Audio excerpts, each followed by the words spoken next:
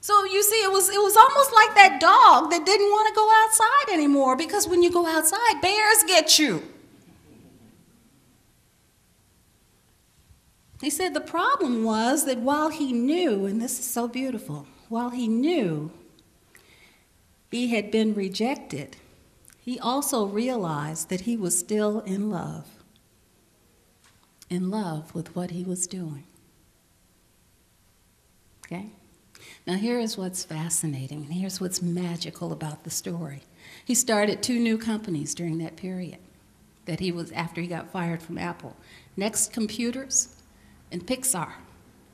And he also met the love of his life. So there was some good stuff going on in there. Why do I say that? Because Pixar then becomes this multi-million or multi-billion-dollar company known for its amazing animation, okay? And it was purchased by Disney. So he made big bucks on Pixar, didn't he? Okay? Next Computer then was purchased by Apple. And guess what? Steve Jobs is now back at Apple. And also, guess what? The technology that was used in the Next Computer is the technology that's used in Apple's technology today. Isn't that interesting? And then he goes on to say, he says, I'm pretty sure that none of this would have happened if I hadn't been fired from Apple. So he recognized the gift of the experience. That's what you always hear me say. Look for the gift in it. There's a gift in it. Even when it looks like total devastation, there's a gift in it. Look for the gift. He found the gift in it.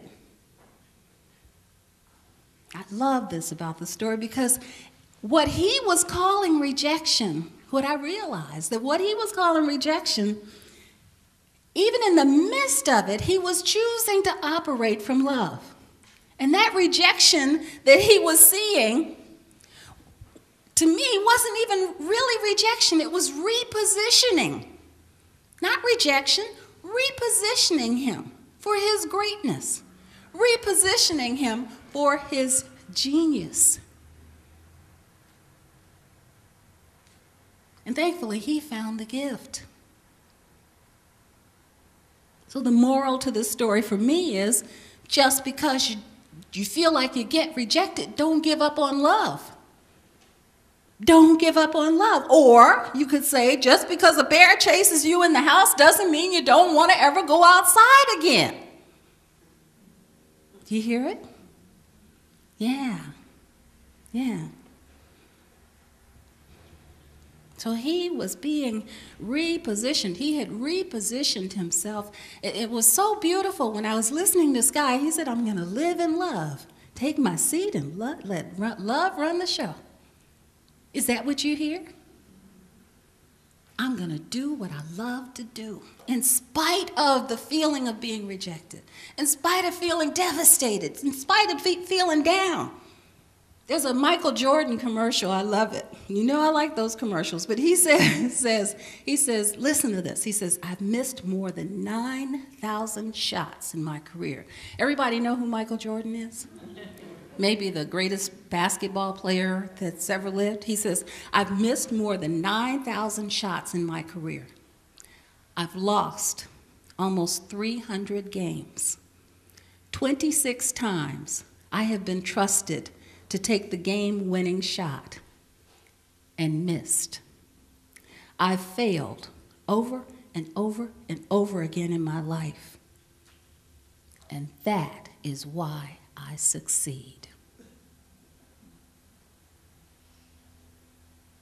Just keep getting up. Keep getting up. There was a during the time that Steve Jobs was the CEO of Pixar, there was a movie that they released called Finding Nemo, one of my favorites. And there was this character in Finding Nemo called Dory. Dory was kind of light up here.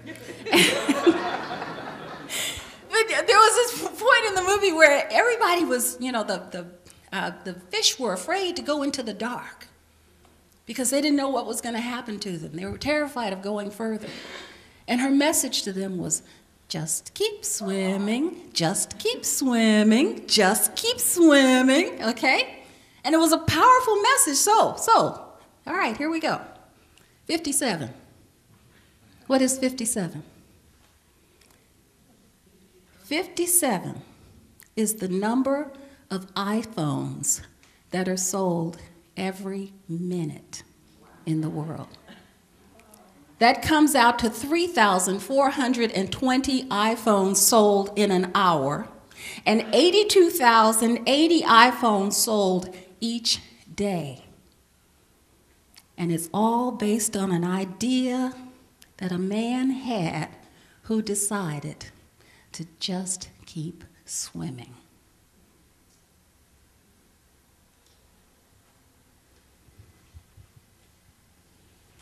There's another story online this week about a woman by the name of Tricia Weldon who lives in North Dakota.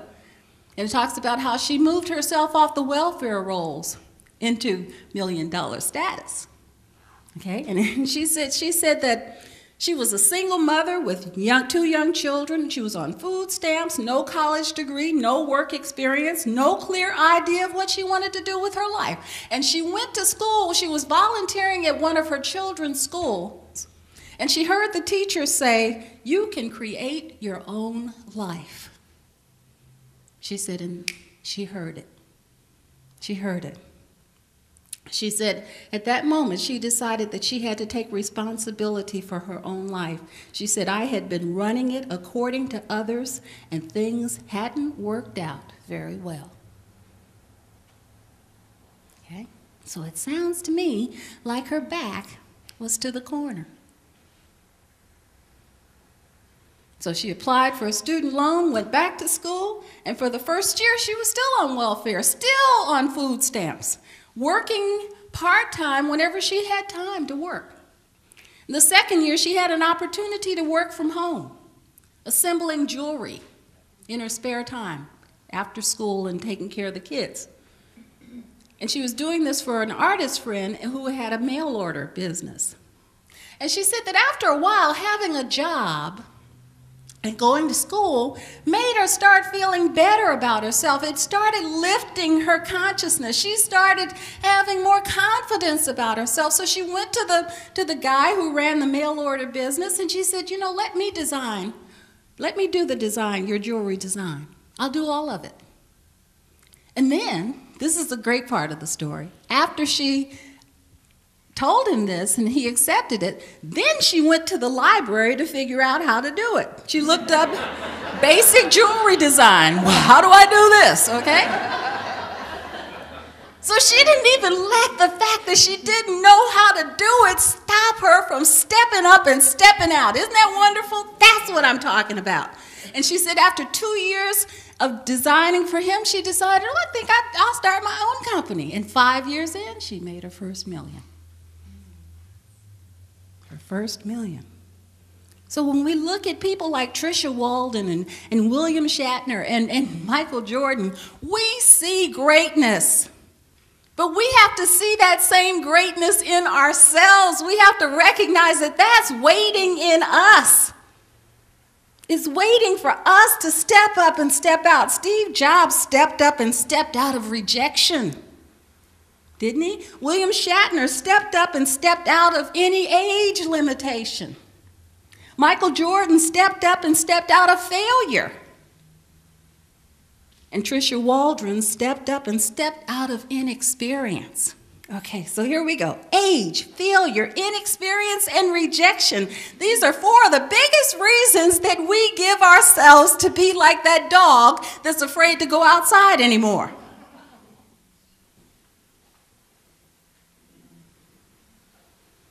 And yet all these people managed to succeed, not because they were special, but because they honored what needed to come out.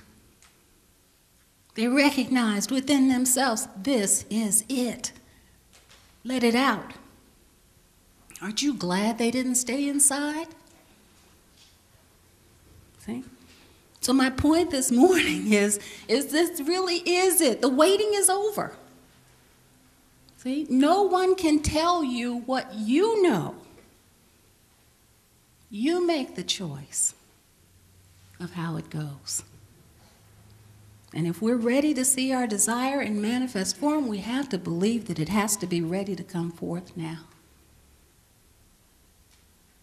I'm going to end this morning with the words of Steve Jobs, and I know you've heard them this week, but I can't hear them too often. He said, "Your time is limited, so don't waste it living someone else's life. Don't be trapped by dogma, which is living with the results of other people's thinking. Don't let the noise of others' opinions drown out your own inner voice. And most important," he said, "have the courage to follow your heart and intuition. They somehow already know what you truly want to become. Everything else," he said, "is secondary." This is it. Let it be your way. Thank you for being here this morning, and so it is.